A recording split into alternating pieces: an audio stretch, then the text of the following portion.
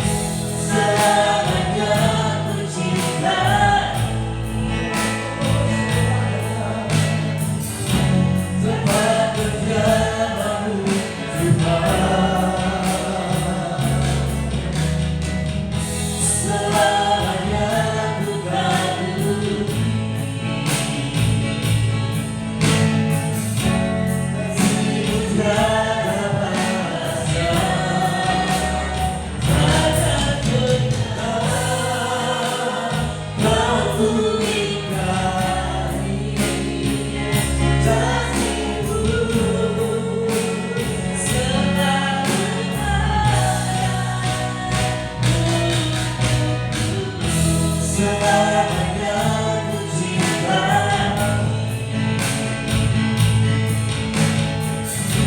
Tempat kerjamu Tuhan, selamanya ku kagumi. Kasih-Mu tiada batasnya, takkan pernah aku ingkari. Kasih-Mu selalu ada untukku. Selamanya cinta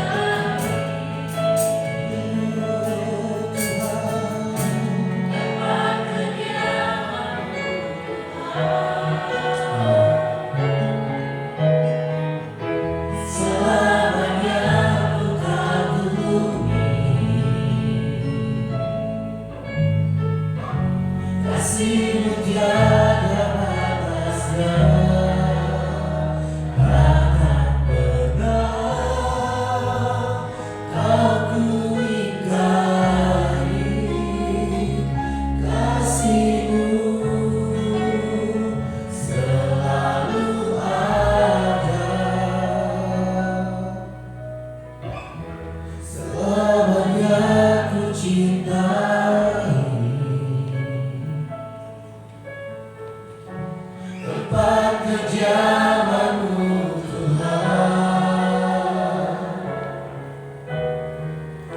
selamanya ku kagumi. Kasih-Mu tiada batasnya, takkan pernah ku ingkari. Kasih-Mu selalu ada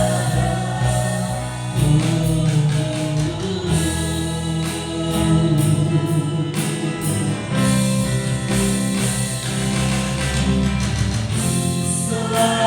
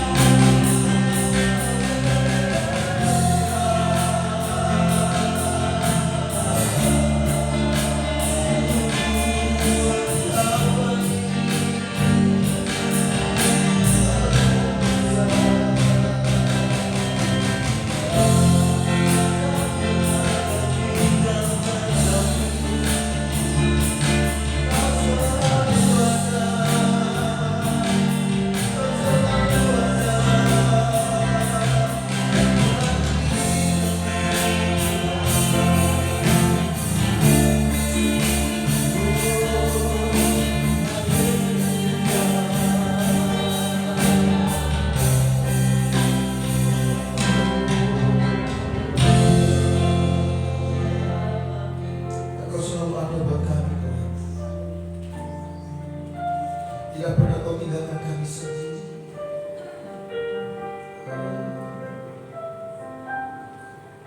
Tak pernah tinggalkan perbuatan tanganmu, Yesus, Kaulah cintaku. Selai rambutku jatuh, Engkau pun tahu, Yesus, Kau pelitaku.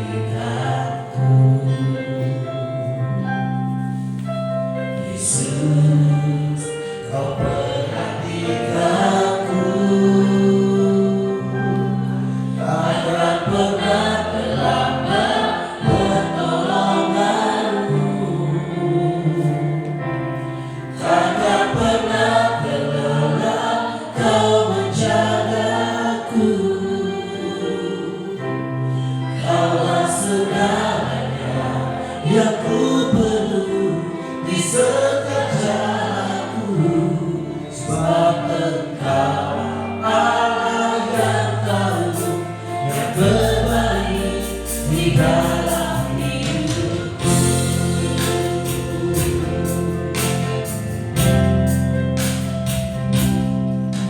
Tak pernah tinggalkan perbuatan tanganmu, Dia Yesus. Yesus, Kaulah mencintaku.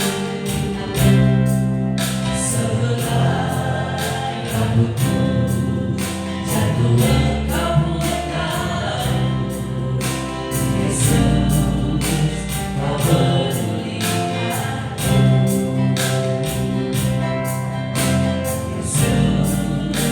Kau perhatikanku,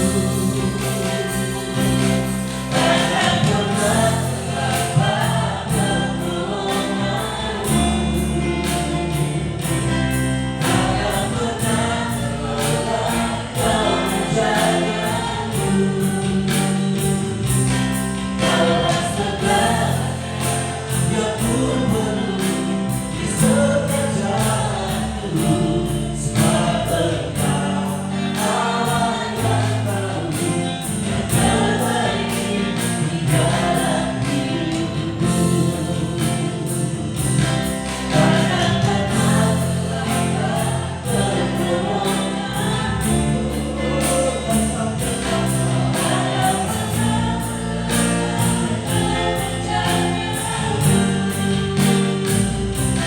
Kaulah segalanya yang ku perlu di setiap jalanku, sebab Engkau Allah yang tahu yang terbaik di dalam hidupku.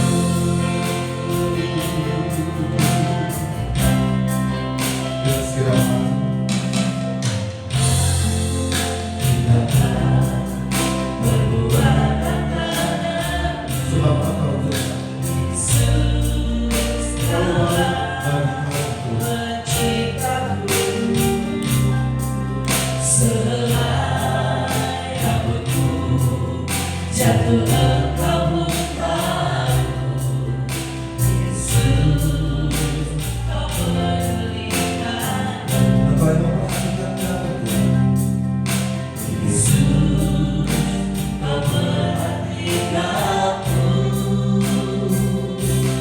takkan pernah terlambat pertolonganmu, takkan pernah terlelap Kau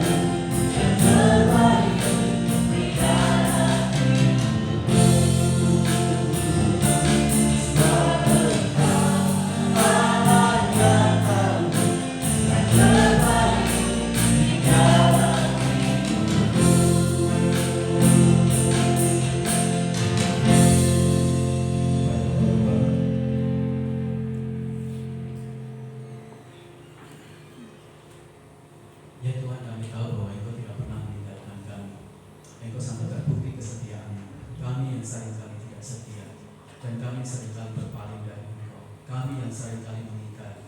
Tapi Engkau sungguh Allah yang luar biasa. Engkau tidak pernah mengingkari kami sedetik pun. Bahkan dalam situasi-situasi ketika kami berpaling dari Engkau, meninggalkan Engkau, Engkau terus menerus mengejar kami dalam kasih karunia. Terima kasih. Kami sangat-sangat diberkati oleh pujian ini. Itulah sebabnya Tuhan kami menyerahkan ibadah pagi ini menjadi satu ibadah yang berkenan kepadamu. Materaikan dengan Roh Kudus-Mu, urapi kami satu persatu, supaya kami pada akhirnya bisa menyenangkan hati Engkau. Akhirnya Bapa, kami memeteraikan ibadah ini jadi di dalam nama Allah Bapa, Allah Anak, Allah Roh Kudus, di dalam nama Tuhan Yesus Kristus kami berdoa. Haleluya. Amin. Boleh beri kemuliaan buat Tuhan saudara. Yang terbaik. Amin. Oh, haleluya. Berapa banyak yang cita-cita pada pagi hari ini tangan saudara. Boleh saudara berdiri berdiri. Berikan salam yang paling manis kepada kanan kirimu. Tuhan Yesus baik saudara. Kita akan terima sukacita yang dari surga pada pagi hari. Amin.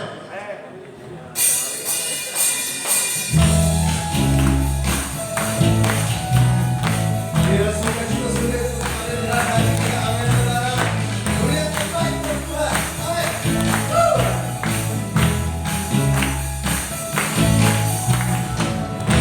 Sukacita sudah, itulah kekuatan bagi jiwa. Dapat rasakan kasih-Nya, dapat berdoa. Sukacita sudah, itulah kekuatan bagi jiwa.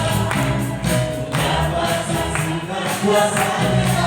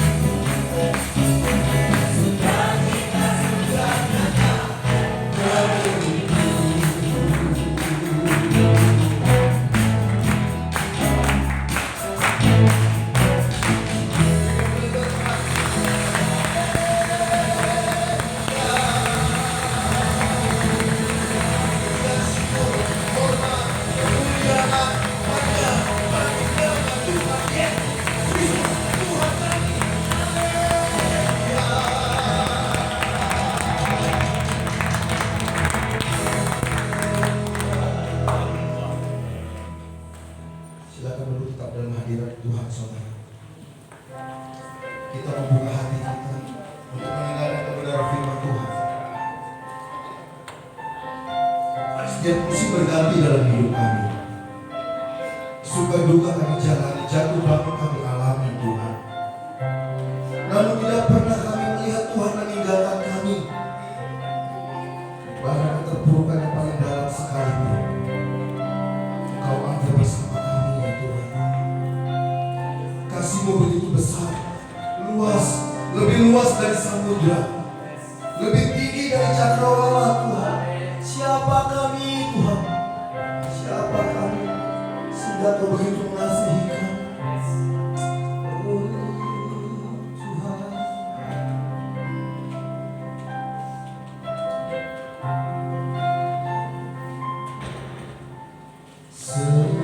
Semusim berlalu, namun Kau selalu peliharaku.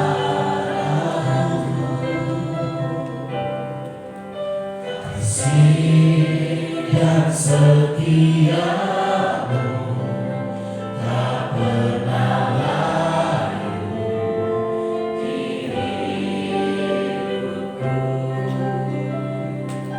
Lebih luas dari samudra, kebaikan-Mu Bapa takkan habis di hidupku. Lebih tinggi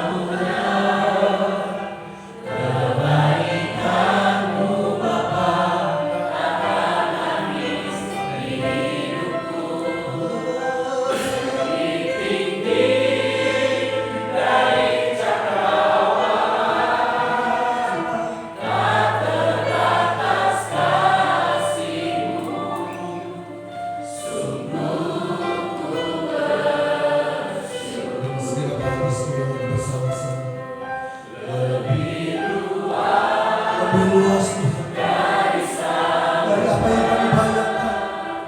Kebaikan Tuhan begitu besar dalam hidup kami. Pemeliharaanmu sempurna Tuhan. Penyertaanmu ajaib. Lebih dari segala sesuatu.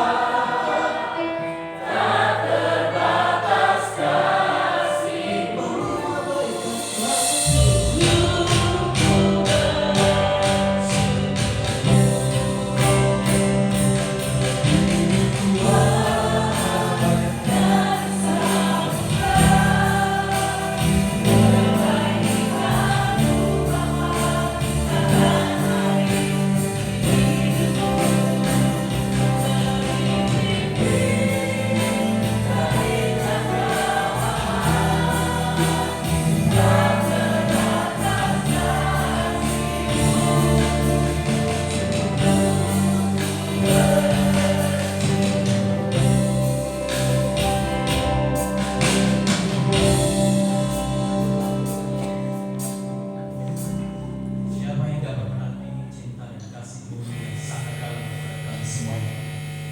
Siapa yang dapat menandingi kebaikan-kebaikan-Mu yang Kau curahkan tanpa memperhatikan hal-hal yang tidak baik sekalipun dalam hidup kami?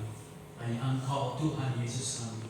Itulah sebabnya Tuhan kami ingin terus-menerus bertumbuh, berkembang, mencintai, mengasihi-Mu, bahkan menyerahkan totalitas hidup kami kepada Engkau. Kalau hari ini kami masih bisa beribadah di penghujung tahun, itu adalah kebaikan-kebaikan Tuhan. Ada begitu banyak orang-orang yang sudah bukan Kau panggil, ada orang-orang yang sakit, ada orang-orang yang tidak bisa melakukan ibadah karena bagian-bagian dari anggota fisik mereka yang mungkin menghalangi. Tapi kalau hari ini kami masih bisa memuji, memuliakan dan beribadah, kebaikan Tuhan terus menyertai hidup kami semua. Ya Bapa, kami berterima kasih. Sementara kami akan mendengarkan kebenaran firman-Mu, berbicara Engkau di tengah-tengah kami. Kami siap mendengarkan firman-Mu dalam nama Tuhan Yesus Kristus yang berdoa. Haleluya. Amin. Ya salam Bapak Ibu yang dikasihi oleh Tuhan. Hari ini sebenarnya bukan tugas kami, tetapi karena tiba-tiba malam waktu saya melakukan, saya diminta untuk menggantikan. Sebenarnya saya sangat sibuk sekali karena ada tugas-tugas dari Depak yang harus saya lakukan, dan juga dari beberapa tugas-tugas dari Bimas Krishna juga yang harus saya lakukan. Malam hari saya harus mempersiapkan firman Tuhan hari ini. Saya ingin kita semuanya membuka di dalam Injil Matius pasal yang kedua, mulai ayat yang ke-13 sampai ayat yang ke-19. Hari ini saya memberikan satu tema, harga kasih Yesus yang membumi sangat mahal. Mari kita akan membuka di dalam Injil Matius pasal yang kedua, ayat yang ke-13 sampai ayat yang ke-18. Saya akan membaca di angka yang ganjil, Bapak Ibu semuanya akan membaca di angka yang genap. Sudah siap semuanya Bapak Ibu kasih dalam Tuhan? Nah, kita akan membaca bersama-sama. Setelah orang-orang Majus itu berangkat, nampak malaikat Tuhan kepada Yusuf dalam mimpi dan berkata, bangunlah, ambillah anak itu serta ibunya, larilah ke Mesir dan tinggallah di sana sampai aku berfirman kepadamu, karena Herodes akan mencari anak itu untuk membunuh dia.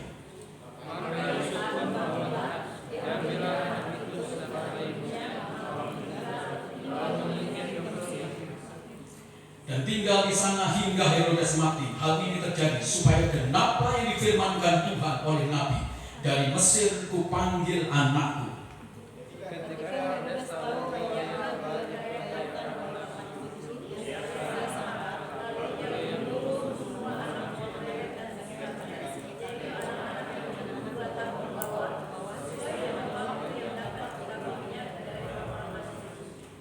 Dengan demikian genaplah firman yang disampaikan oleh Yeremia.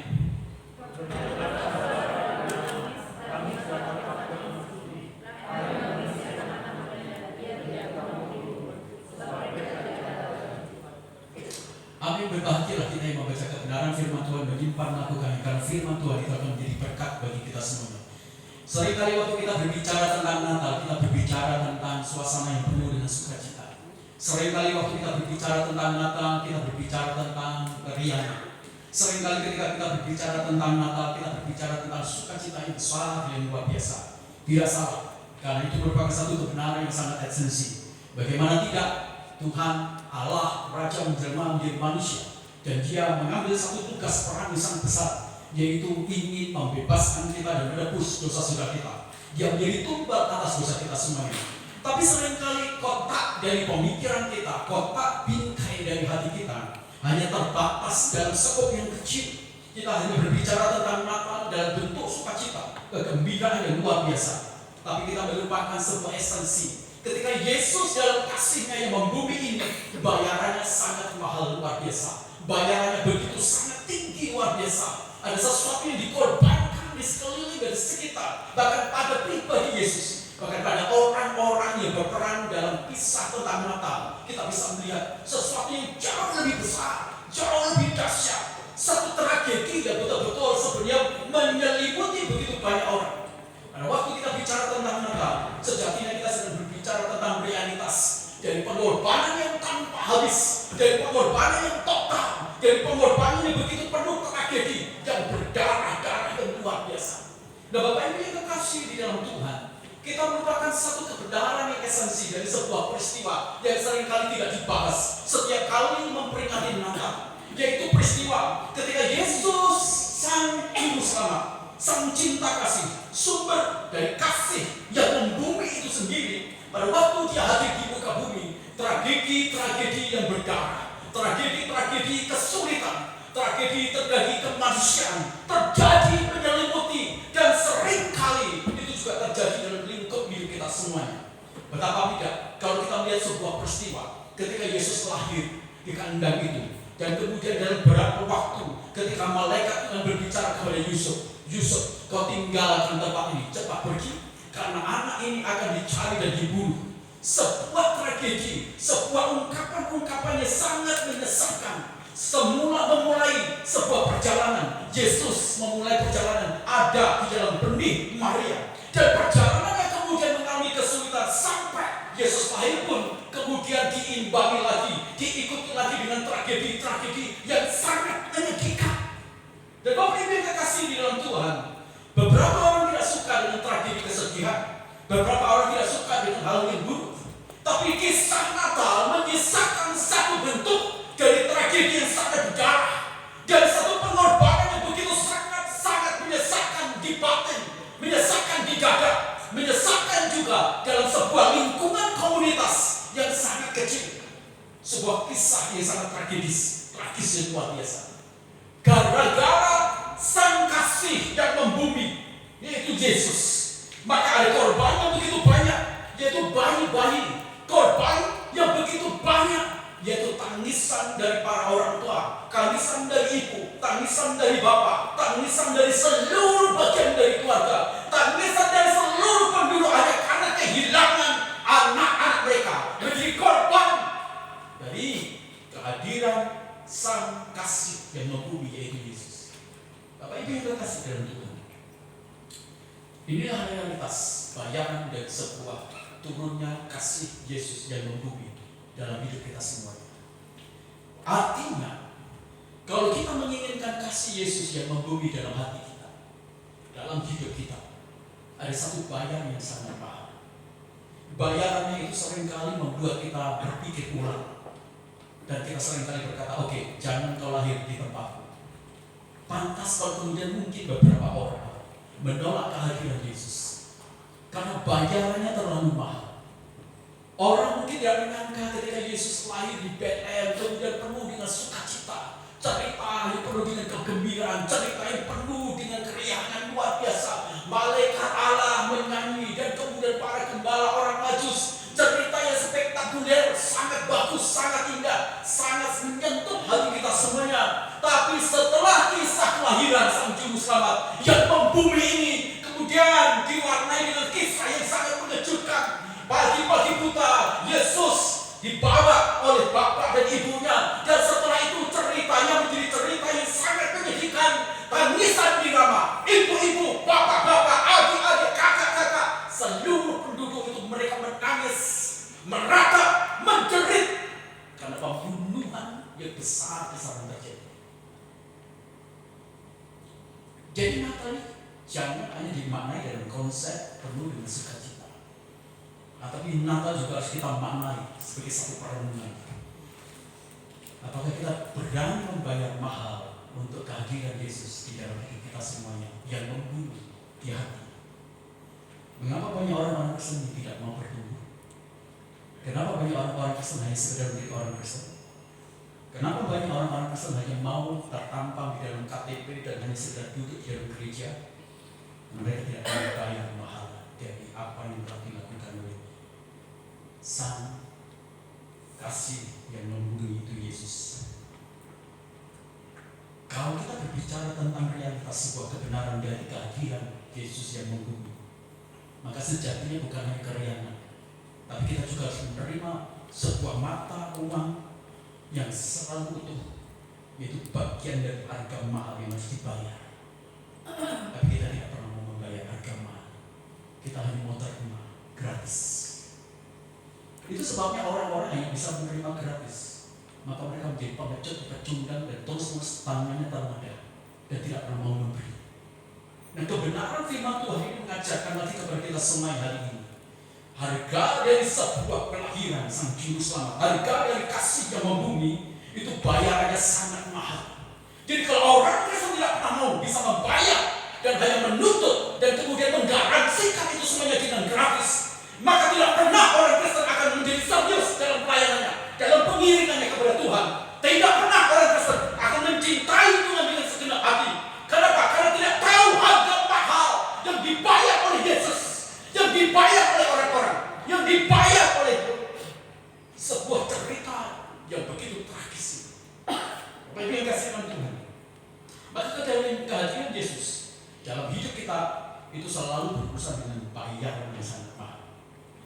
Apakah kita siap dengan bayaran yang sangat mahal ketika kita menginginkan kasih Yesus itu membumi dalam hati kita? Apakah kita siap waktu kita menginginkan kasih Yesus yang membumi dalam pekerjaan kita? Apakah kita siap waktu kita menginginkan kasih Yesus itu membumi di dalam lingkup perencanaan-perencanaan hidup kita semuanya? Apakah kita siap waktu Yesus kita tuntut supaya Dia membumi dalam kasih-Nya di setiap lapisan kehidupan rumah tangga kita semuanya? Nah, hari ini saya ingin membawa kita semuanya memberikan satu otokritik, bahkan kemudian itu menjadi satu pertanyaan-pertanyaan otomatis yang perlu kita jawab dalam diri kita sendiri. Mari kita bertanya bersama-sama, Bapak Ibu yang berkasih dari Tuhan, harga bayaran apa yang harus kita lakukan pada waktu kita menginginkan kehadiran Yesus itu membumi di dalam cinta kasih kita? Yang pertama, mari kita belajar bersama-sama. Siapkah kita ketika Yesus membawa? Siapkah kita ketika Yesus yang membumi itu membawa kita kepada titik ketidaksona nyaman dan dalam hidup kita semuanya? Siapkah ketika Yesus itu kita inginkan membumi di hati kita? Siapkah ketika Yesus itu kita inginkan membumi di hidup kita semuanya? Dia membawa kita kepada zona yang tidak aman, zona yang tidak nyaman, zona yang tidak betul-betul, tidak tetap, tidak permanen, digoncang hidup kita semuanya.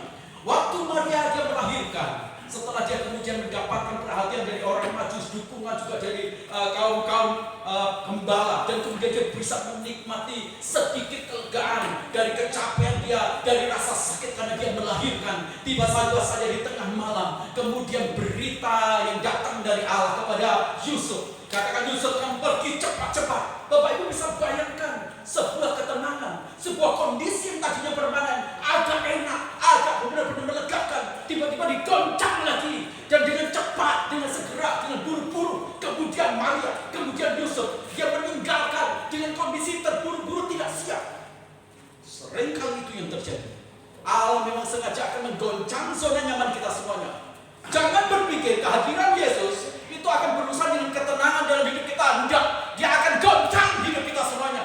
Bahkan Ibrani berkata, satu saat bumi akan aku goncang supaya tegak siapa yang percaya sama Tuhan, siapa yang mengikut Tuhan, siapa yang mencintai Tuhan, itu yang akan digoncang dalam hidup dia.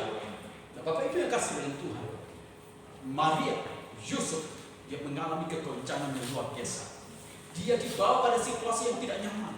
Dia dibawa pada satu kondisi yang betul-betul membuat dia mungkin berpikir ulang lagi. Kenapa mengikut Yesus, melakukan firman, makan lebih buruk, bahkan mengalami penderitaan, kesulitan jauh lebih banyak dibandingkan dengan orang-orang yang tidak suka melakukan firman Tuhan. Mengapa orang-orang cinta Tuhan? Mengapa orang-orang yang mengabdi kepada Tuhan? Mengapa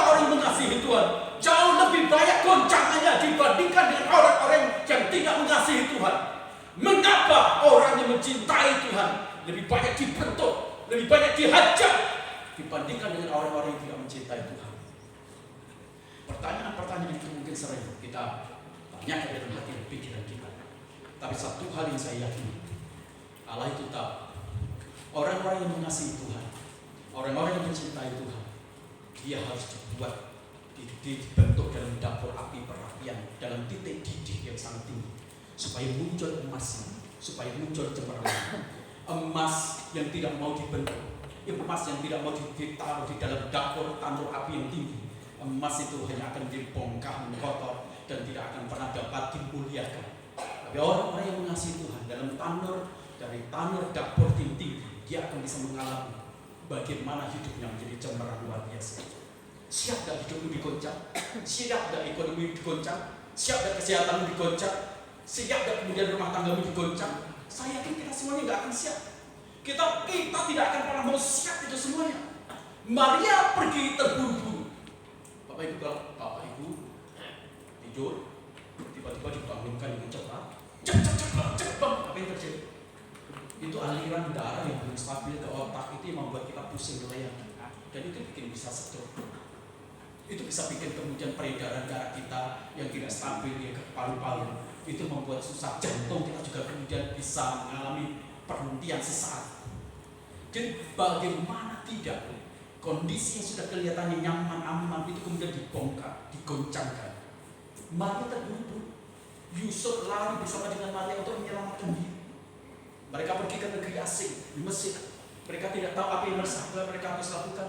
Bagaimana mereka hidup? Apakah mereka harus bisa bekerja? Mereka tidak tahu. Yesus membumi di hati kita semuanya, bukan untuk mendatangkan damai, tapi dia ingin menggoncangkan apa yang sudah mapan dan nyaman dalam hidup kita semua. Karena ternyata kedamaian, ternyata hal-hal yang berkaitan dengan kenyamanan itu baru muncul setelah goncangan itu dimunculkan. Orang tidak akan pernah bisa menjadi lebih baik kalau orang itu jadi goncang dari sifat buruk dia. Maka perlu goncangan-goncangan itu semuanya. Pertanyaannya, masihkah Bapak Ibu mau Yesus itu membumi di hati? Masihkah kita mau Yesus itu membumi di hidup kita semuanya? Masihkah kita mau Yesus itu kemudian membumi di setiap kehidupan kita semuanya? Sebab kalau Yesus itu membumi, maka dia akan goncangkan apa yang kita cinta. Dia akan goncangkan bagian-bagian yang mungkin menjadi zona nyaman kita semua. Zona nyaman itu adalah musuh yang paling besar bagi kita semuanya, yang membuat perkembangan Injil, yang membuat cinta kita itu menjadi lumpuh. Mengapa kekristenan zaman dulu itu bergerak begitu cepat? Mengapa orang-orang zaman dulu mereka berani berkorban, mereka berani mati? Mengapa orang-orang zaman dulu mereka berani memberikan? Bahkan kita berkata mereka menjual harta bendanya dan diserahkan untuk pelayanan Tuhan. Mengapa orang-orang zaman dulu mereka berani mati? Mengapa orang-orang zaman dulu mereka tidak takut miskin? Mengapa orang-orang zaman dulu tidak takut menderita? Tidak takut kelaparan, tidak takut telanjang, tidak takut penjara? Sebab mereka tahu zona nyaman itu adalah zona yang melumpuhkan iman, kecintaan mereka, daya pengorbanan mereka, daya kasih mereka, pengabdian mereka kepada Tuhan. Sebelum kita digoncang, kita tidak akan pernah menjadi kuat. Maria mengalami satu situasi yang begitu pelik dalam hidup dia. Nah, Bapak Ibu yang kekasih dalam Tuhan, saya ingin menggambarkan tentang situasi ini, bagaimana pedihnya, bagaimana sengsaranya Maria, Yusuf, kemudian dengan beberapa orang yang ada di Rama itu waktu mereka menangis. Ada kepentingan apa sebenarnya pada waktu Tuhan menggoncangkan zona nyaman di dalam hidup kita semua? Waktu Maria dan Yusuf kemudian dibawa ke Mesir, dia tidak punya rumah, dia tidak punya pekerjaan, dia tidak punya saudara, dia bingung apa yang harus dia lakukan, dan dunia mungkin serasa gelap. Itu mungkin yang terjadi kepada Maria dan Yusuf. Tapi percaya, di setiap goncangan itu Allah menyediakan sesuatu yang jauh lebih baik. Mungkin Maria dan Yusuf berkata, aku tidak punya tempat tinggal yang tetap. Tapi kebenaran firman Tuhan dalam Yohanes pasal 4 ayat 11 katakan Tuhan menyediakan satu tempat yang permanen bagi kita semuanya. Dan Dan kebenaran firman Tuhan ketika mungkin Yusuf itu dia tidak memiliki pekerjaan dan di mana dia bisa mencukupinya. Tapi kebenaran firman Tuhan berkata Allah itu sanggup memelihara kehidupan manusia, kehidupan anak-anaknya yang taat kepada dia. Mungkin juga Yusuf berkata, aku tidak punya saudara. Tapi Tuhan berkata, aku yang menyertai engkau, aku yang mendampingi engkau, aku yang bersama-sama dengan engkau. Mungkin juga Maria berkata, Tuhan, apa yang harus aku lakukan di tempat Mesir ini? Aku nggak tahu. Kau buang aku di sini. Apa yang harus aku lakukan? Tetapi Yusuf dan Maria tahu satu hal, Tuhan yang akan menuntun dia, Tuhan yang akan membimbing dia. Apa yang harus dia lakukan, apa yang harus dia kerjakan, apa yang harus dia lakukan dalam setiap tindakan-tindakan dia. Maria dan Yusuf tahu satu hal yang penting, yaitu Tuhan itu akan menuntun dia. Pada waktu situasinya terasa begitu gelap, putus asa, tapi Maria tahu ada satu kebenaran, Tuhan engkau adalah terang dan Tuhan engkau adalah sumber harapan. Dan inilah adalah satu realitas yang seringkali tidak kita pikirkan. Waktu kita menginginkan Yesus, Sang Juru Selamat, kasih yang membumi dalam diri kita semuanya, dia akan goncang. Kalau kita belum mengadakan goncangan-goncangan, percayalah, engkau mungkin bukan orang pilihan. Mungkin hatimu juga tidak tertambat kepada Tuhan. Karena orang yang mencintai Tuhan, goncangannya jauh lebih banyak. Mencari Tuhan itu lebih banyak goncangannya dibandingkan dengan orang yang tidak mencari Tuhan. Percaya. Karena orang yang tidak pernah mencoba apapun juga, dia tidak akan pernah mengalami masalah. Tapi orang yang berani mencoba, dia akan lebih banyak mengalami badai dan masalah. Orang yang mengasihi Tuhan, orang yang berani mengabdikan diri pada dia akan lebih banyak disakiti, dilukai. Tapi dia akan menjadi orang yang paling lembut, paling sabar. Karena dia dibentuk oleh sifat karakter yang tidak baik dari orang. Karena dia makin hari makin serupa dengan firman Tuhan. Camkan ini baik-baik. Masihkah kita menginginkan Tuhan kasih membuminya di dalam hidup kita? Kalau kita mau siapkan diri kita digoncang oleh Allah, apapun juga. Saya melayani, mulai dari saya melayani, dari saya percaya sama Tuhan Yesus, dari mulai pertama ditolak, dibuang, setelah itu disingkat. Mulai ikut di dalam gereja, ada banyak teman-teman di dalam gereja yang membuat saya tidak bisa betah tinggal, tetapi saya melawan itu semua. Kemudian saya melayani, saya melihat ternyata teman-teman saya menjadi lawan. Mereka yang justru membuat saya menjadi tidak bertumbuh. Tapi saya digoncang begitu luar biasa. Sampai akhirnya sekolah teologi, saya melihat satu situasi. Sekolah teologi ternyata dia memberikan sebuah gambaran tentang sekolah teologi. Lebih banyak wajah-wajah setan di sana. Tapi saya digoncang di situ. Supaya saya tahu sesuatu yang berkualitas saya dikeluarkan dari diri saya. Lihat baik-baik. Ada orang Kristen bergembira. Oh, saya orangnya Kristen baik-baik kok. Saya tidak pernah menyakitin orang. Saya tidak pernah menyusahkan orang. Iya, karena dia tidak pernah mau bergaul. Karena dia tidak mau berlayanan. Karena dia tidak bertemu dengan orang. Coba kalau orang itu bertemu. Kebaikan yang tidak teruji dalam benturan, dalam asal orang lain itu bukan kebaikan. Kualitas yang tidak teruji dalam benturan itu sebenarnya bukan kualitas. Kualitas itu adalah ketika kita digoncang oleh Tuhan, seperti Maria Yusuf, barulah dia betul-betul pantas dan layak. Kalau kita sekali mengetahui Yusuf itu sabar karena dia digoncang. Kalau kita mengetahui Yusuf itu terus karena dia digoncang. Kalau kita tahu Maria itu adalah orang yang sangat mengasihi Tuhan karena dia digoncang. Kalau kita tahu Maria itu adalah seorang pribadi yang betul-betul berani berkorban karena dia digoncang. Tanpa ada goncangan nggak mungkin kita itu bisa menjadi orang-orang Kristen yang memiliki kemampuan kapasitas yang luar biasa. Sekali lagi saya ingin katakan satu kebenaran realitas. Waktu kita menginginkan kasih Allah atau kasih Yesus membumi, siapkah hidup kita sembunyikan dalam mengalami goncangan? Itu yang pertama. Yang kedua, siapkah ketika Yesus dalam kasihnya yang membumi itu membuat kita kehilangan yang paling kita cintai? Waktu Yesus kemudian meninggalkan Mesir, cerita tragis itu ditulis dalam sebuah sejarah yang ditulis oleh Josephus Antisephus, salah seorang sejarawan dan teolog. Dia tuliskan betapa hari itu banjir darah itu ditampak itu luar biasa banyak. Betul-betul itu penyayat suara tangisan itu bukan hanya satu hari, berbulan-bulan itu semuanya. Bapak Ibu tahu tragedi itu semuanya. Bapak Ibu bisa masuk ke dalam ini, itu akan menyayat kita semuanya. Kalau tahu itu semuanya, harga dari Yesus yang harus hadir di bumi dalam kasihnya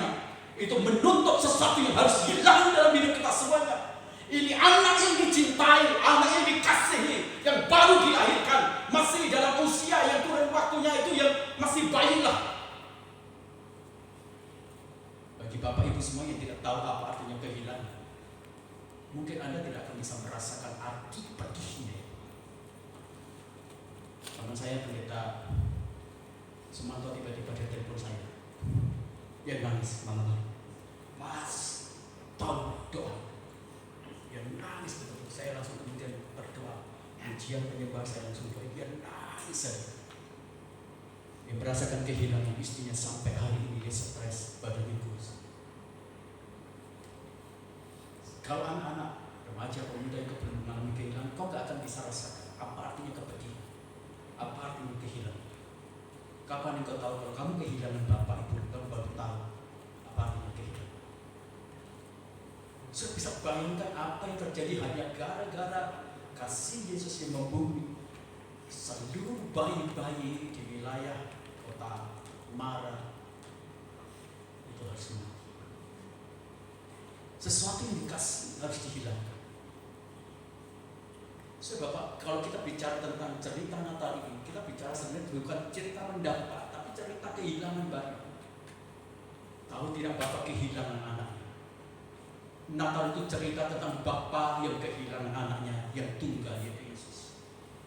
Tahu tentang Maria, dia harus kehilangan kegadisannya, virginitas dia.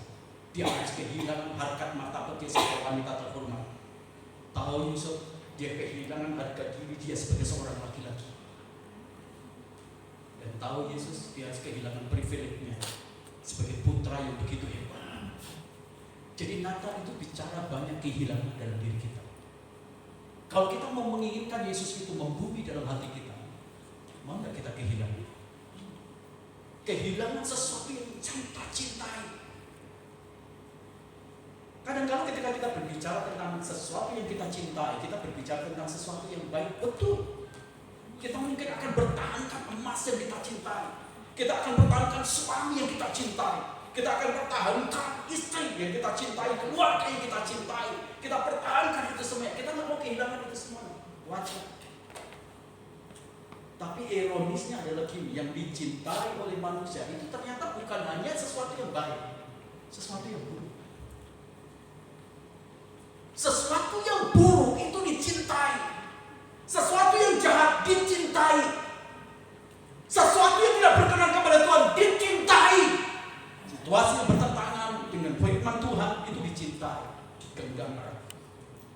Dan Tuhan bilang, kalau kamu ingin lahirkan aku dan membunuh, aku minta itu dihilangkan. Kita nggak mau, kita mencintai itu semua.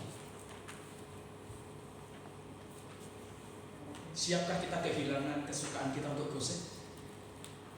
Oh, itu sukar sekali. Sukar sekali.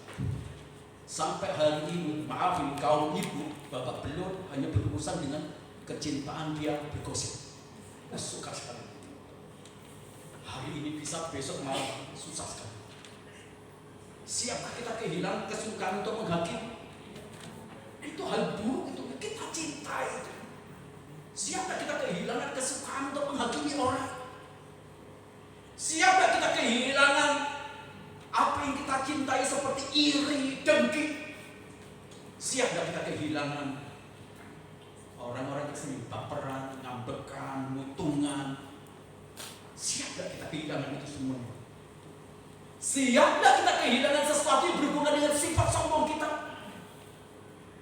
Karena kalau kita bicara tentang Yesus yang dilahirkan membumi di hati kita, itu semuanya urusannya adalah sesuatu yang harus hilang dalam hidup kita. Siapkah kita kehilangan sifat buruk kita? Siapkah kita kehilangan kesukaan kita untuk merokok? Siapkah kita kehilangan kesukaan untuk mabuk? Siapkah kita kehilangan kesukaan untuk berjudi? Siapkah kita kehilangan kesukaan untuk merokok, bermain perempuan? Tapi itulah realitas yang memang harus kita pikirkan. Ketika kasih Allah itu membumi dalam hati kita semuanya, maka Tuhan menuntut sesuatu yang harus dihilangkan dalam hidup kita semua. Billy Graham dulu adalah seorang pemain sepak bola model Amerika, sangat terkenal. Dia kemudian tinggalkan semua itu, hilangkan semua itu. Di tengah-tengah posisi dia itu sebagai orang top nomor 1 luar biasa di olahraga itu. Dia tinggalkan itu semuanya dan kemudian dia mengikut Yesus. Salah satu dari kata-kata statement dia berkata demikian, Mengapa banyak orang Kristen tidak berubah? Mengapa banyak orang Kristen yang tetap buruk?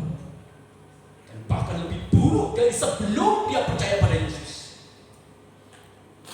Kata-kata yang paling penting kan katakan karena mereka tidak mau kehilangan apa yang dicintai waktu mereka mengikut Yesus. Kita berkata, Tuhan saya ke gereja, tapi saya biar bergosip ya Tuhan. Saya mau ke gereja, tapi saya tetap mau bergosip. Oh Tuhan, saya mau melayani Tuhan ya, saya di mimbar ya Tuhan. Tapi Tuhan jangan utik-utik keinginan saya yang suka iri dan kiri ya Tuhan ya. Oh Tuhan, saya mau jadi singer ya Tuhan ya. Tapi ingat ya Tuhan, jangan utik-utik bagian dari apa yang saya cintai yang buruk ini. Kalau tidak saya pulang, saya tinggalkan Tuhan. Tapi itulah realitas yang terjadi di gereja modern masa kini. Orang mau mengikut Yesus tetapi tidak mau tinggalkan sesuatu yang dibenci oleh Yesus. Orang mau melayani Tuhan tetapi dia tidak mau tinggalkan apa yang tidak disukai oleh Tuhan. Dan itu menjadi sesuatu yang sangat penting. Saya tahu hari ini mungkin itu keras. Dan dia juga minta kepada saya itu malu. Saya tidak punya pikiran, cuma saya berdoa, Tuhan, apa yang harus saya bagikan? Jadi ini bukan hanya bicara tentang jemaat, tapi ini bicara juga tentang saya secara pribadi. Bagaimana firman itu menampak. Karena firman Tuhan itu seperti pedang yang bermata dua, menusuk bagian orang yang berbicara lebih dulu dan menusuk orang. Nah, saya tahu ini keras. Tapi kalau keras pun ternyata dia bisa mengubah hidup kita semua. Ada sesuatu yang aneh dalam hidup kita semua. Nah, Bapak, itu waktu Tuhan menuntut sesuatu yang hilang dalam hidup kita semua. Apakah kita bersedia? Dulu itu saya seorang pendendam. Saya pendendam murni. Jadi kalau seorang itu menyakiti saya dengan keluarga dari tubuh dia, saya tidak akan pernah berhenti. Bapak Ibu bisa tanya teman-teman saya waktu SD, SMP. Saya bukan orang-orang yang cukup mengasihi. Saya ini pendendam. Saya dibesarkan dalam dunia terminal, saya dibesarkan dalam dunia game, saya dibesarkan dalam dunia silat. Satu kali orang bermain-main dengan saya pasti akan benci, dendam, dan pasti dia orang itu keluar darah. Tapi apakah terus-menerus saya mengikut Yesus kemudian tidak mau kehilangan sesuatu yang buruk yang saya cintai? Itu buruk. Itu buruk, Bapak. Maka pada hal yang buruk kita cintai, kita genggam terus-menerus.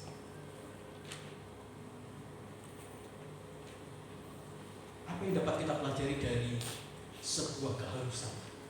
Ketika Yesus sang kasih yang membunuh di hidup kita semuanya menuntut kehilangan dari hidup kita semua. Yang pertama, Bapak Ibu, mungkin ibu-ibu yang ada di kota Mara itu kehilangan begitu banyak anak. Tapi Tuhan berjanji dia akan mendapatkan lagi. Mungkin satu generasi habis Bapak Ibu pada waktu itu.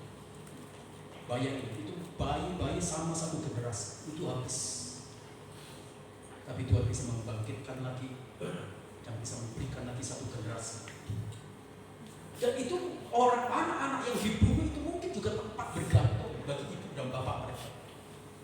Tapi kebenaran tentang kehilangan Tuhan sendiri yang akan menjadi bagian yang akan menjadi tempat bergantung masa depan bagi orang-orang. Mungkin ada satu tangisan yang besar luar biasa. Tapi Tuhan yang akan menjadi sumber sukacita atau kehilangan. Mungkin akan terjadi namanya trauma psikologi yang besar luar biasa. Tapi saya tahu Tuhan sendiri yang akan menjadi sumber kekuatan bagi kita. Tetapi sekali lagi Bapak, orang susah untuk melepaskan apa yang dia cinta. Susah. Bukan yang baik, saya tidak berbicara yang baik. Saya tidak berbicara tentang, oh kamu harus hilangkan. Enggak. Berbicara tentang sesuatu yang buruk. Dalam Matius pasal yang ke-19, ayat yang ke-21, ada satu cerita ketika seorang anak muda yang kaya raya datang kepada Yesus. Dia berkata kepada Yesus, Tuhan, apa yang harus aku lakukan supaya aku bisa mendapatkan kerajaan surga? Lakukan ini, lakukan, sudah Tuhan. Kemudian Yesus berkata kepada orang kaya, juallah harta benda dan bagikan itu kepada orang miskin, ikutlah. Kita berkata demikian, maka sedihlah orang kaya itu tidak bisa meninggalkan itu semua. Karena hartanya terlalu banyak. Dan akhirnya Yesus memberikan satu statement. Lebih mudah unta masuk di lubang jauh daripada orang kaya masuk di dalam kerajaan surga. Tuhan meminta sesuatu dihilangkan, tapi kita mempertahankan itu semua. Sekali lagi, kalau kita ingin Yesus yang kasihnya membumi itu hadir di hidup kita semua, lepaskan apa yang kita cinta, terutama yang buruk,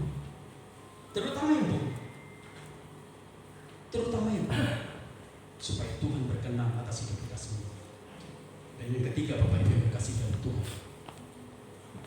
apa yang harus dibayar ketika kita berbicara tentang Yesus kasih yang membumi itu agar hadir dalam hidup kita semua. Yang ketiga adalah, siapkah kita ketika Yesus membumi dalam hati kita, membumi dalam hidup kita semuanya, menuntut ketaatan total kepada kita semuanya tanpa ada alasan-alasan, tanpa kemudian ada sebuah konfrontasi. Siap ya? Nah, Bapak Ibu, waktu cerita tentang Natal, kita bisa melihat waktu Yesus dia harus kemudian menjadi manusia. Narasi dari Alkitab tidak pernah ada cerita perlawanan. Waktu Maria kemudian mendapatkan berita bahwa dia harus mengandung, Maria tidak melawan. Dia hanya berkata, jika itu kehendak Bapa, biar itu jadi sesuatu yang kehendak Bapa. Waktu Yusuf mendapatkan sebuah peringatan dari malaikat, dia kemudian melakukannya. Tidak ada sebuah kompromitas, tidak ada perdebatan yang kemudian mengatakan Tuhan ini tidak menguntungkan saya untuk saya jadi taat. Tuhan ini sangat merugikan saya. Tuhan ini tidak memberi berkat pada saya kalau saya taat. Tuhan ini merugikan saya, menghancurkan saya martabat. Tidak ada pertentangan itu semuanya. Karena ketaatan itu merupakan sesuatu unsur bagi kita semuanya yang harus ada dalam hidup kita semuanya. Mendapatkan orang-orang taat di bumi yang modern sekarang ini sangat susahnya luar biasa. Orang berkata demikian, sekarang ini bisnis susah karena tingkat korupsi sudah mulai sedikit. Pemerintah mulai sepertinya mencengkeram peredaran keuangan. Jadi beberapa tempat-tempat bisnis itu mulai sepi luar biasa. Dan ada seorang pengusaha berkata demikian, saya ingin pemerintah yang menyetujui korupsi. Saya tahu kenapa. Kalau pemerintah menyetujui korupsi, membuka pintu orang korupsi, itu peredaran uang ada di bank. Jadi orang-orang yang korupsi mereka bisa belanja. Jadi perputaran bisnis itu kemudian bisa menggeliat lagi. Tapi itulah realitas. Untuk mendapatkan orang yang taat di dunia modern itu susah. Bisnis lagi susah sekali. Makanya untuk mendapatkan orang yang taat di dunia modern ini itu sangat langka. Apalagi kalau kita pun bicara di dunia fashion, bicara tentang kemudian fashion, bicara tentang susah sekali. Karena masing-masing brand ini sekali memberikan sebuah deskripsi pemberitaan apologet bagaimana mereka semuanya supaya mereka tidak taat. Cerita Natal juga dipenuhi dengan banyaknya cerita tentang ketaatan. Yesus taat kepada Bapa dia, Maria taat kepada Tuhan, Yusuf taat kepada Tuhan, orang Majus taat kepada Tuhan dengan penglihatan itu. Kemudian para gembala taat kepada Tuhan dengan penyampaian itu. Sekali lagi ada satu kata-kata yang cukup bagus dari seorang namanya Polikarpus. Jadi Bishop dari seorang Mirna di akhir kematiannya, pada waktu dia diperhadapkan, diperhadapkan, kamu minum racun atau kamu sangkali Yesus? Dia bilang, saya tidak pernah melihat Yesus yang saya layani mengecewakan saya. Jadi saya tidak akan pernah untuk menodai keyakinan saya. Akhirnya dia mati. Jadi Polikarpus dari Smyrna dia berkata demikian, tanpa ada benih ketaatan tidak akan ada Natal. So bayangkan kalau seandainya kata Maria menolak, kalau seandainya kata kata Yesus menolak, kalau seandainya kata Yusuf menolak, maka benar yang dikatakan oleh Polikarpus dari Smyrna, tanpa ketaatan tidak akan ada nota. Bagaimana mungkin kita berharap Yesus membunuh dia yang taat, tapi kita nggak taat. Benih yang sangat berbeda, tempat yang sangat berbeda, tidak ada genre. Kenapa? Karena tidak mungkin yang tidak sejenis berkumpul dengan sesuatu yang tidak sejenis. Hanya dengan sejenis maka Natal itu bisa berfungsi, kebenaran kasih yang membumi itu bisa aktif, bereaksi, berkembang dahsyat hebat luar biasa. Di mana ada ketaatan, maka di sanalah kasih itu akan mekar tumbuh seperti taman Firdaus. Di mana ada ketaatan, di sanalah Yesus makin berkembang, tidak lagi bayi, akan menjadi orang dewasa, raja yang akan memerintah, yang berkuasa, yang melakukan mujizat, yang melakukan hal yang hebat dalam hidup kita semuanya. Di mana ada ketaatan, disitulah kemudian tahta kemuliaan Allah, pembelaan Allah terjadi. Di mana ada ketaatan, disitulah kita bisa melihat di bumi menjadi seperti di surga. Tapi tanpa ketaatan tidak akan pernah ada. Itu yang akan membuat kekosongan di ruang hidup kita semuanya. Mengapa banyak orang-orang Kristen walaupun dia sudah puluhan tahun, ruang hatinya masih bengis, ruang hatinya itu masih penuh dengan rasa yang tidak bagus, ruang hidupnya itu masih penuh dengan sesuatu yang tidak bahagia, karena tidak ada ketaatan. Ketaatan itu membuat kita tenang, damai, karena kita bersinggungan dengan Tuhan secara langsung, karena kita menjadi sejenis dengan Tuhan. Itu yang membuat kita menikmati bagian dari sebuah ketaatan. Apa yang dapat kita pelajari dari bingkai ketaatan total dari kisah Natal ini? Pada waktu Maria mengambil bagian untuk dia mentaati, dia bisa mendapatkan rasa malu secara sosial yang berkepanjangan. Bahkan sampai hari ini pun beberapa orang mulai memperdebatkan tentang virginitas Maria, tentang perempuan yang rendah, tentang perempuan yang amoral. Ini dibahas sedemikian rupa. Kaum ateis mulai mempertanyakan keberadaan Maria. Sampai hari ini cerita tentang Maria yang tidak cukup bagus itu berkembang lebar luar biasa. Bayangin, orang sudah tidak ada, tapi lintasan sejarah masih membahas sesuatu yang buruk tentang Maria. Itu harga yang dia bayarkan, dia mentaati. Kemudian mungkin pada waktu kita taat, zona nyaman kita tuh sudah dikocang, nggak ada lagi. Mungkin pada waktu kita taat, sanksi sosial itu kemudian terjadi, kita dikucilkan, kita dibuang. Mungkin pada waktu kita taat, bayarannya adalah hukuman mati. Mungkin pada waktu kita taat, traumatik psikologis itu terjadi dalam hidup kita semua. Karena pada waktu kita taat, apa yang terjadi? Kita mungkin seperti ditekan, orang-orang mungkin seperti mengusir. Itu trauma itu sendiri.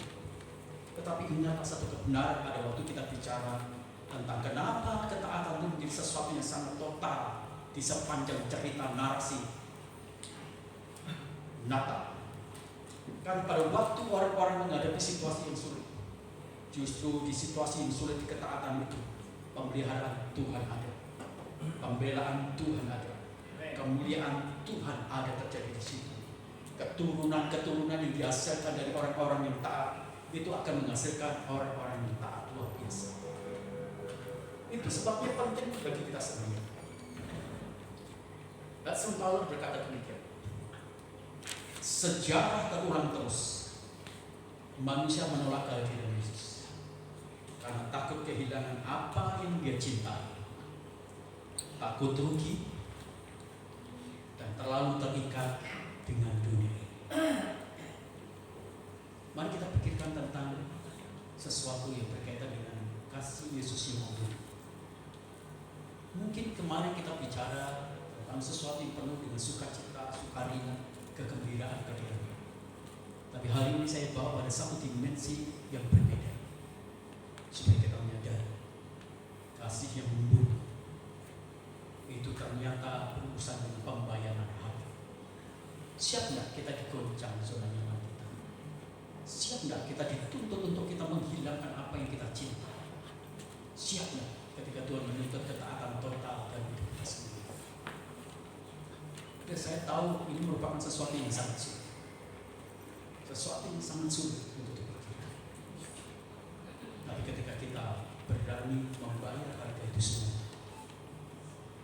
maka sang anak yaitu Yesus sang penuh kasih, dia akan memberikan limpahan kasih di dalam hidup kita semua, di dalam dunia bisnis kita, dan dalam dunia pendidikan anak-anak kita semua, dalam dunia sosial kita, dalam dunia pelayanan kita, bahkan dalam dunia kebahagiaan kita semua.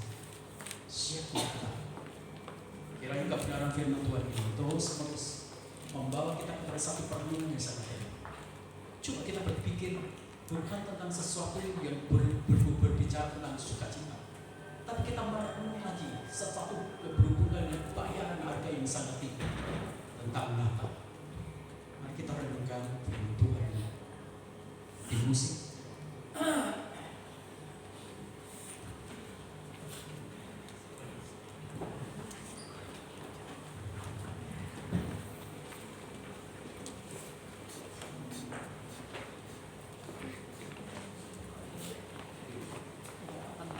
Kita akan ingat satu pujian lama, Bapa ku persembahkan tubuh.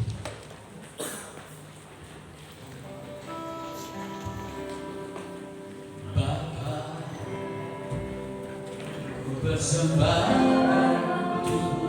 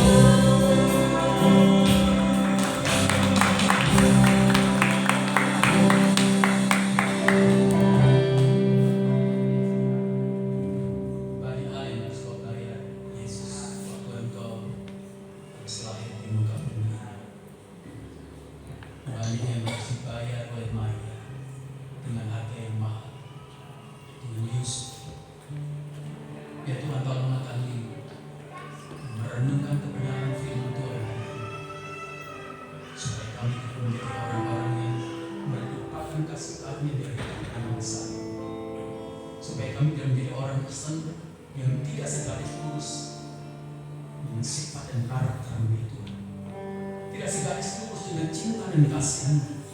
Tidak segaris lurus dengan tujuan-tujuan Tuhan. Dan biar Tuhan yang memimpin kami, menuntun kami terus-menerus. Sampai akhirnya kami pulang dan Engkau berkata, sabar, karena Engkau mirip dengan aku. Karena Engkau melakukan apa yang aku sukai.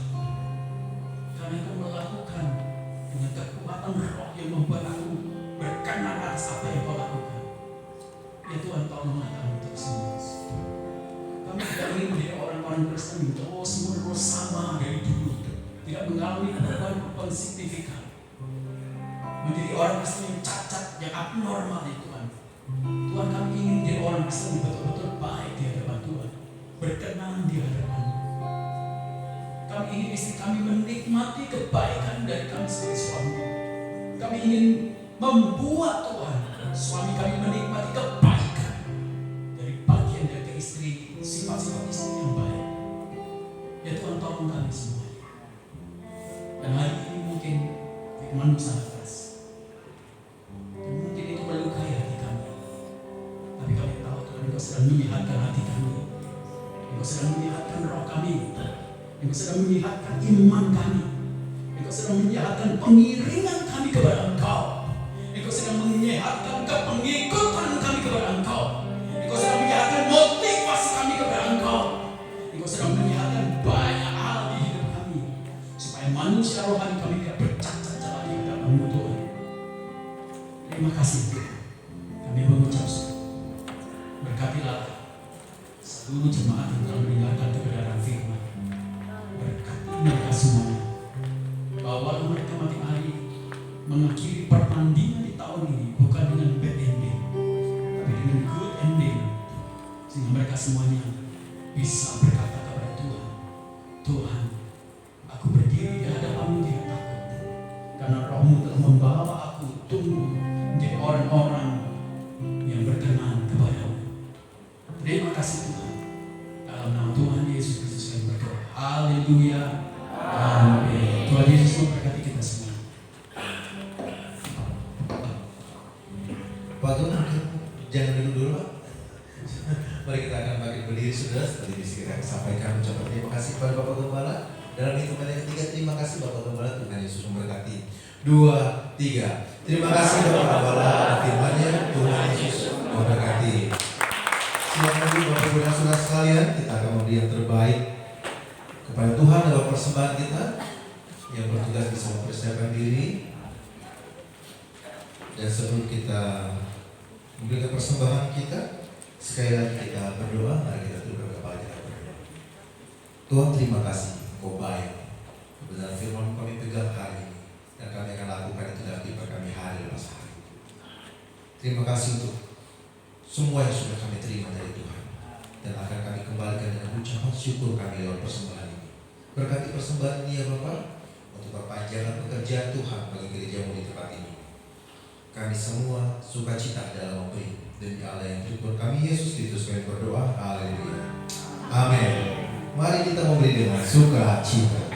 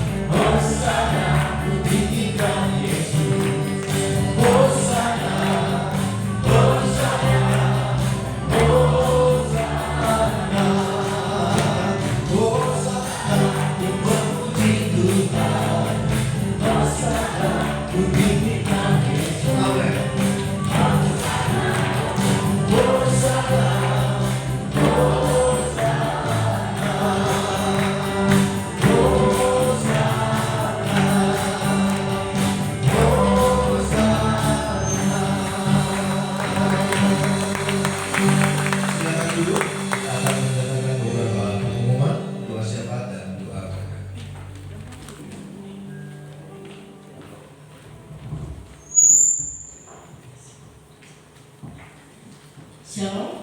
Selamat pagi Bapak Ibu yang dikasihi Tuhan. Semuanya sukacita hari ini. Terima kasih untuk Pak Yohanes. Terima kasih buat Bapak Ibu Saudara yang sudah melayani Tuhan hari ini. Tuhan memberkati pelayanan Bapak Ibu Saudara semua. Hari ini baru pertama kali hadir di tempat ini. Boleh bangkit berdiri di tempat. Kami menyambut dengan sukacita. Iya. Terima kasih untuk minggu-minggu yang akan datang.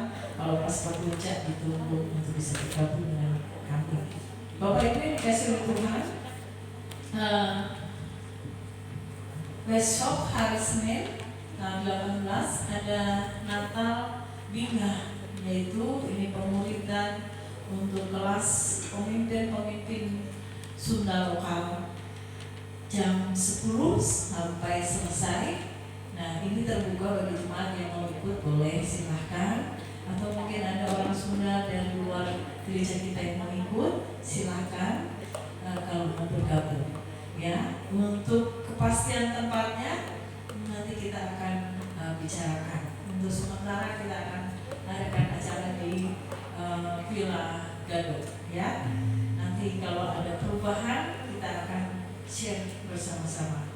Nah, sehubungan dengan itu ada titipan pesan dari pengurus Paguyuban Sunda untuk ibu-ibu, ya, ibu-ibu terutama yang ikut bergabung di Paguyuban Sunda. Nanti setelah ibadah kumpul di pastori untuk latihan, gitu ya, mengapa Paguyuban Sunda? Ya gitu ya. Jadi nanti akan ada latihan untuk persembahan Natal Bingah dari gereja kita. Semua bapak-bapak Natal 4, oh ya, itu akan disampaikan setelah ini Pak. Jadi ibu-ibu semua kita nggak perlu latihan membuat kreasi yang baru, yang sudah ada saja kita mantapkan untuk kita memberikan persembahan pujian. Semua pelayanan WL musik dan firman Tuhan dilayani dari Bandung. Jadi kita hanya menikmati berkat secara rohani. Ya. Kemudian jadi setelah latihan nanti kita akan bagi tugas. Saya, Ibu Entin dan mungkin beberapa orang akan mempersiapkan untuk masak, belanja ke pasar dan lain sebagainya. Dan beberapa orang, Ibu Agus, Bu Yani, Teh Olis, ya, dan lain-lain, Bu Santi dan lain-lain juga, itu nanti akan bersama dengan kaum bapak ya mempersiapkan tempat, membersihkan tempat. Nanti untuk beberapa pemuda yang digerakkan Tuhan, Abel, Yoel, nanti bisa bantu pasang pohon Natal, ya. Dan mungkin ada lagi anak pemuda yang lain yang bisa bantu, silakan, ya. Anak-anak koteka bisa bantu untuk pasang pohon Natal untuk acara besok, ya. Baik, itu untuk sementara untuk kegiatan kita di sepanjang bulan Desember kita off-kan dulu ya, Bapak Gembala. Jadi kita akan nikmati bulan Natal. Kalau ada undangan-undangan Natal dari gereja lain, dari keluarga, dari kerabat, dari teman, instansi, tempat kerja, silakan kita menikmati sukacita Natal bersama-sama dengan saudara-saudara kita yang lain. Kemudian atas nama Gembala kami mengucapkan banyak terima kasih yang sebesar-besarnya atas kerja keras panitia Natal, setiap departemen, semua hamba Tuhan, mengurus seluruh jemaat, para donatur, para sponsor, ya, sehingga kita bisa melaksanakan Natal. Tuhan memberkati jerih payah kita semua.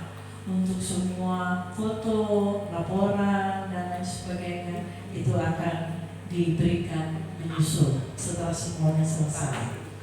Kemudian selamat ulang tahun buat Bapak Ibu Saudara yang berulang tahun di bulan Desember, khususnya di minggu ini.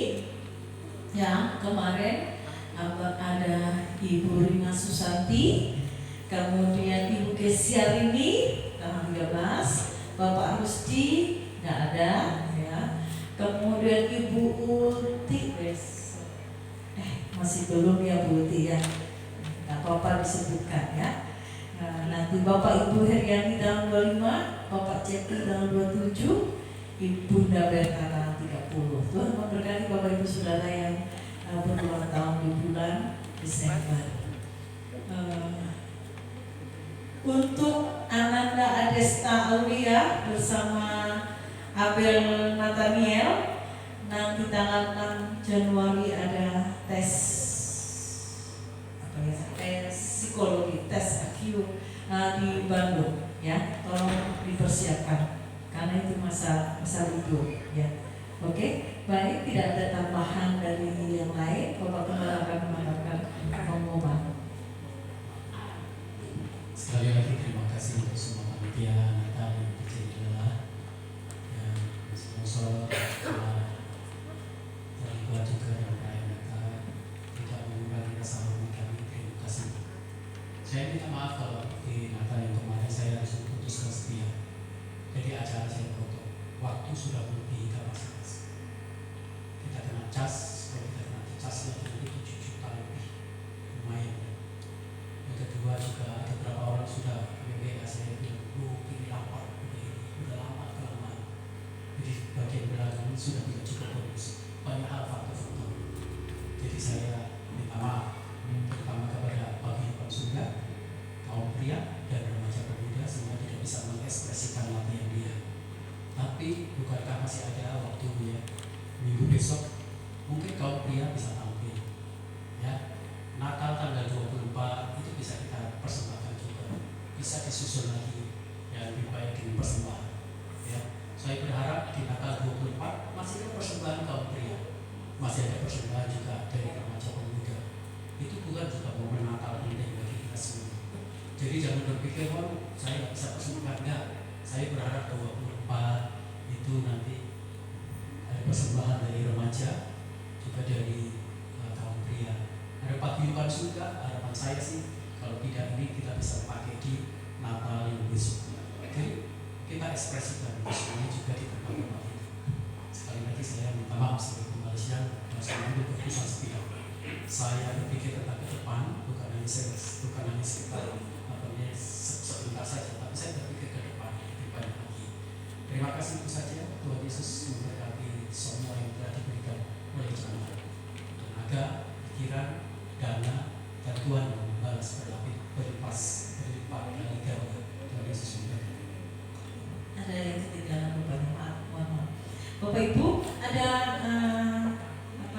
vitamin D dan itu sangat bagus vitamin D-nya. Tapi karena jumlahnya terbatas, mungkin satu keluarga bisa minta satu di bagian meja penerima tamu, hanya 50 botol, tapi dengan isi berapa butir, 200 sampai 250 butir. Itu bagus. Silakan nanti pulang itu bisa satu keluarga satu, ya. Satu keluarga satu botol. Kemudian kue ulang tahun gereja saya bawa ke sini. Bagi Bapak Ibu yang ingin menikmati, nanti Ibu-ibu bisa bantu untuk potong. Silakan dinikmati, dimakan bersama-sama. Kemudian untuk ibadah minggu depan itu kemungkinan besar tanggal 25 kita tidak adakan, tapi kita adakan di tanggal 24. Jadi Bapak Ibu yang tadi sudah disebutkan, kita akan bikin kebaktian Natal. Kalau kemarin perayaan Natal secara besar, kita akan adakan kebaktian Natal di lingkungan gereja kita. Beberapa tampilan yang belum tampil silahkan dipersiapkan dengan baik ya. Kemudian sudah ada sumbangan untuk acara itu ya. Ada sumbangan 300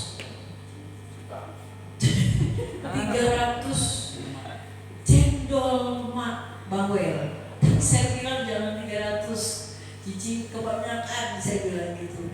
Seperlunya aja, mungkin 150 aja. Tapi nanti kalau kurang saya sampai. Nah, kalau ada dari Bapak Ibu yang ingin memberikan persembahan untuk acara 24, silakan.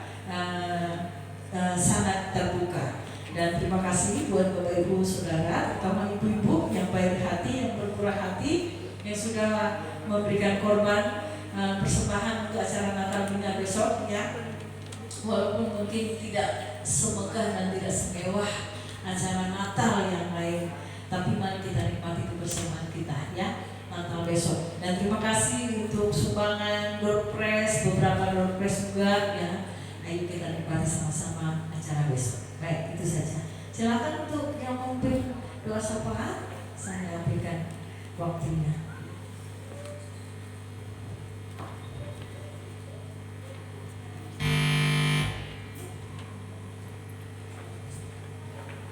Mari Bapak Ibu yang kasih dan saudara yang kasih, kita sambutkan aku dalam doa. Bapak yang baik dan yang syukur, terima kasih buat firman kebenaran. Terima kasih buat curah isi hatimu di pagi hari ini. Benar Bapak, apa yang harus kami bayar Tuhan, karena Kau sudah lebih dulu membayar hargamu yang begitu mahal, dengan pencurahan darah dan kayu kayu salib, lewat kelahiranmu Tuhan. Momen Natal adalah Tuhan untuk kami diingatkan kembali, untuk kami membayar harga, tidak berada dalam zona kenyamanan ya Tuhan. Bahkan juga kami rela untuk kehilangan. Bahkan juga Tuhan, kami mau boleh belajar Tuhan taat total kepada Engkau ya Tuhan. Biarlah Tuhan, pagi hari ini Tuhan, Engkau sudah menjamah setiap kami ya Tuhan, yang hadir di tempat ini. Karena kami tidak boleh lagi hidup dengan main-main bersama Engkau ya Tuhan. Karena Engkau mempunyai visi dan misi dalam kehidupan kami pribadi lepas pribadi ya Bapak. Terima kasih buat hamba-Mu yang sudah menyampaikan firman kebenaran. Urapi lebih heran lagi Bapak. Ikut malikat yang daripada Kristus boleh terus mengalir buat Bapak kembali. Terima kasih Tuhan. Engkau terlalu luar biasa ya Tuhan bagi kami. Kami yang sebetulnya tidak layak, tapi Engkau layak. Tetapi berkat Engkau Tuhan tidak pernah memperhitungkan dan tidak pernah mempersalahkan begitu banyak dosa-dosa kami.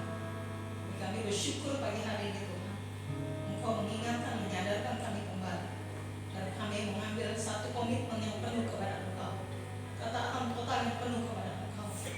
Biar terus berikan kami kesatuan hati di dalam Engkau. Terima kasih Bapak yang baik. Yesus, tak bisa kami mengucap syukur Tuhan, karena kami tahu Tuhan, orang yang dikasihi Tuhan akan dilebur dalam 7 kali dilebur dalam keluar di dalam tanah, untuk timbul kepermukaan seperti emas yang murni. Jadikan kami tahir, jadikan seperti yang Kau mau dalam kehidupan kami, agar semuanya perkenanan Kau boleh ada dalam kehidupan kami pribadi lepas pribadi, terutama buat gerejamu SDM Kisau ya Tuhan. Bahkan buat semuanya, buat mitra gembala, agar semua mengambil komitmen kepada Engkau, bukan kepada siapapun juga Tuhan, tapi itu cuma Engkau ya Tuhan yang menjadi kepala dalam hidup kami. Terima kasih juga Tuhan buat peneguran yang Kau berikan bagi kami pagi hari ini Tuhan, biar kami menghilangkan semua keburukan kami Tuhan, yang tidak layak di hadapan Engkau Tuhan. Engkau yang menunjukkan setiap kami Tuhan, dan kami boleh terus Tuhan memberikan yang terbaik, bukan menjadi anak yang gampang ya Tuhan, tapi anak yang mau Tuhan dibentuk seturut dengan kehendak-Mu yang baik. Terima kasih Bapak. Firman-Mu Tuhan begitu tajam Tuhan, lebih tajam daripada permata guna Engkau. Kau sanggup menusuk amat dalam, sampai memisahkan jiwa dan roh kami, bahkan sampai sendi-sendi dan susu kami Tuhan. Engkau yang Tuhan mempertimbangkan setiap pendapat dan pikiran hati kami semua. Engkau yang Tuhan yang sangat menjamah setiap hati kami yang terdalam. Jadikan seperti yang Kau mau dalam kehidupan kami ya Kudus. Pimpin kami dengan cara-Cara-Mu yang luar biasa, agar kami berkenan di hadapan Engkau Tuhan. Agar kami Tuhan menyelesaikan visi-misi-Mu Tuhan dalam kehidupan kami semuanya, bagi gereja-Mu. Terima kasih Bapak yang baik. Terima kasih buat pernyataan firman-Mu yang luar biasa. Kami bawa Tuhan, tak habis-habisnya Tuhan, Engkau sudah menjawab Tuhan. Tempat kami boleh beribadah Tuhan 24 jam ya Tuhan, yang tidak diukur oleh waktu, dana, apapun itu Tuhan. Kami percaya Tuhan Yesus, Engkau ada Tuhan, Engkau yang tahu tepat pada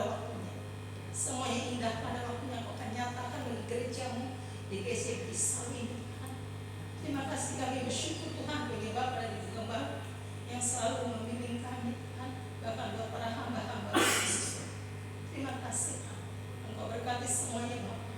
Terima kasih. Terima kasih buat kota Cipanas yang kami boleh tinggal Tuhan. Kami boleh ada di tempat ini karena Engkau ya Tuhan. Bukan secara kebetulan Tuhan Engkau ada dengan kami di kota Cipanas ini. Kami boleh bersatu di dalam Engkau dengan buat seluruh gereja-gereja yang ada bersatu di dalam Engkau Tuhan. Terima kasih Bapak.